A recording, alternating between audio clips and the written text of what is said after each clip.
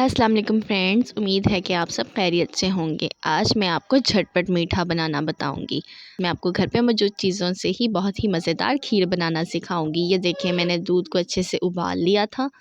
जैसे ही दूध में उबाला आ जाए, आप इसमें चावल शामिल कर दीजिए। मेरे पास उबले हुए चावल मौजूद हैं तो मैं वो शामिल करूँगी, लेकिन अगर आपके पास ना हो तो आप कच्चे चावलों को 2 घंटों के लिए भिगो दें और उसके बाद इस दूध में शामिल करें। अब इसको हल्की आंच पे हिलाते रहें और मुसलसल पकाते रहें। अगर आप मेरे चैनल पर नए हैं और पहली बार मेरी ये वीडियो देख रहे हैं तो चैनल को लाइक, सब्सक्राइब और शेयर करना मत भूलिएगा और बेल नोटिफिकेशन को भी ज़रूर प्रेस कीजिएगा ताकि मेरी नई आने वाली वीडियोस का नोटिफिकेशन आपको सबसे पहले बआसानी मिल सके।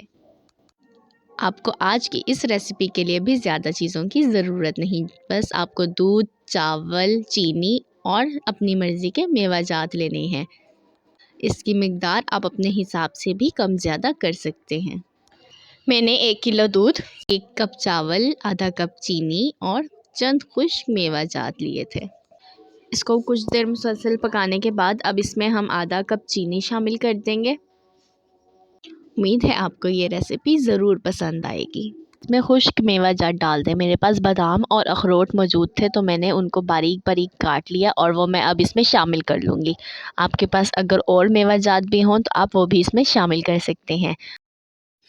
अब इसको हल्की आंच पे कुछ देर के लिए पकाते रहें जब तक कि इसका टेक्सचर बिल्कुल थिक ना हो जाए।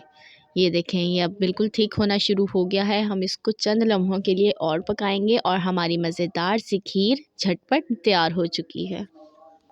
उम्मीद है कि आपको आज की रेसिपी पसंद आई होगी। अपने प्यारों का ख्याल रखें, मुझे भी दुआओं में याद रखें। अल्लाह हाफ़िज़।